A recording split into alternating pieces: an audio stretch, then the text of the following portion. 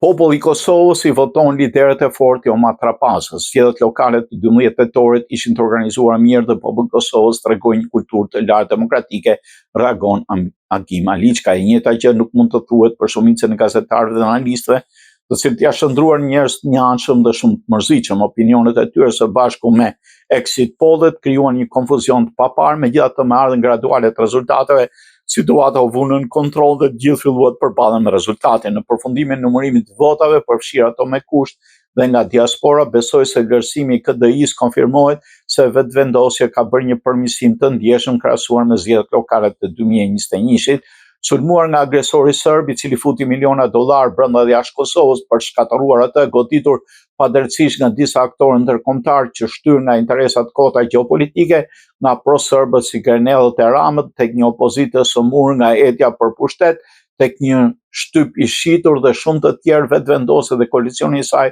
duhet të jenë të kënaqur me rezultatet e arritura. Kjo tregon se populli ka kuptuar se pavarësisht gabimeve të mundshme, ata janë viktima të qinjve se këta po punojnë për interes të shtetit e të kombit. Megjithatë, rezultatet në zgjedhjet lokale varen kryesisht nga cilësia e kandidatëve dhe jo gjithmonë lidhet me përkatësinë partijake.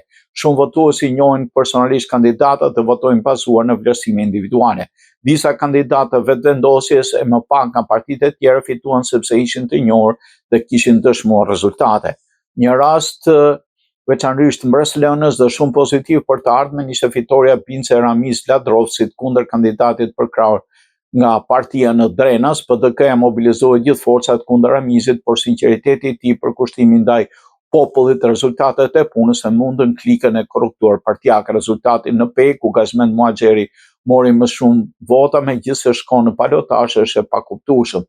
Si mund të votojnë qytetarët e PEK-s për një kandidat që ka krahasuar qeverinë demokratike të Kosovës me një regjim fashist të Miloševićit?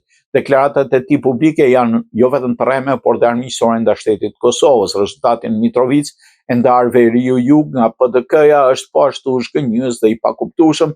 Si mund të votojnë qytetarët e Mitrovicës për një kandidat PDK-s, të së njëjtës parti që la veriun të bjerë në çizmën e regjimit shovenist dhe kriminal të Vučićit?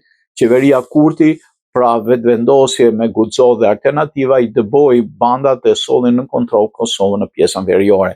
Ka filluar kthimi në shtëpitë, prona dhe tokat shtëgjyshore, ka nisur ndërtimi i urave dhe një jetër normale për shqiptarët, por dhe për pakicën serbe.